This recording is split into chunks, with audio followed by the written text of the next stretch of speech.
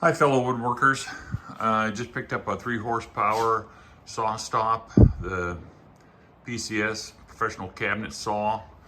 It's heavy, it's a lot of cast iron, I gotta get it off the truck. And they loaded it, with a fork, and they said, do you have a forklift at home? And I go, well, no, but I'll figure it out. So I'm figuring it out. So Home Depot now rents these ramps for $14 a piece. $2 more for insurance if you want it, but I didn't think I'm going to damage them, so I did the $14. I'm going to chain them to the hitch. I'm going to tighten this up some so they don't come sliding off, and then see if I can do this myself. Let's hope for the best, huh? Helps have some scrap steel around. I slid those underneath the pallet and on the top of the ramp here. The ramps are chained so they can't come off, and this is just at the weight where I can squirrel one side an inch or two, and then the other side, this side, this side. That side's heavier, so it's a little tougher, but this should get it started. I always say, if it doesn't work, I'll always wish it had. So, but I think we're okay. Not sure though. The ramps are still well on the truck bed, so it looks like we're gonna be okay. It's squirreling down fine one side than the other. This side is definitely heavier. It's got more of the cast iron in there, so you don't want it to go over too far and then come over this way. So make sure you're supported well on this side if you're in the same situation. Here's just some simple logistics since we do have it landed. So, we got rid of that potential energy, right? And so looks like we're gonna be all right. The Eagle has landed. So, with the chains on holding ramps up, they stayed well enough on the ramp, so that was okay. Also, the weight of the saw wasn't too much for the tailgate.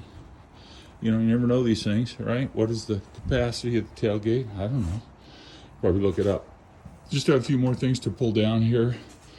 This is the package that had the rails on it. It's heavy. This is very heavy. Those guys I'll get scoot right out. But anyway, I'd say that was success. So, Home Depot ramps, the way to go. Some clevis hooks to tie the chains together. Works good. You might say these might not have the capacity, but the machine isn't that heavy, so this clevis will definitely hold it. Anyway, so happy to have my Sawstop safely landed. My choice was the professional cabinet saw. That's not the top, it's not industrial, it's professional. It's a closed cabinet, then I can use that really well with my dust control removal system. And I did get the good mobile base. It costs a lot more, but it pivots every direction. All wheels turn, and if they don't, then you've got to kind of park it like a car. I'm sure like my old table saw was the same way. You'd have to keep jerry rigging it around and like you were parallel parking a car. This will roll any direction, which is going to be a huge plus.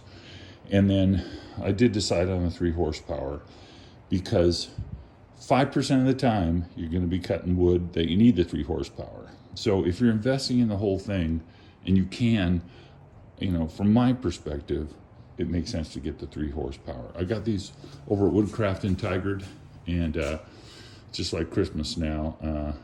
Also, like IKEA, I've got a lot of assembly to do, but apparently the manual's good. So I'm looking forward to it. Happy saw stopping.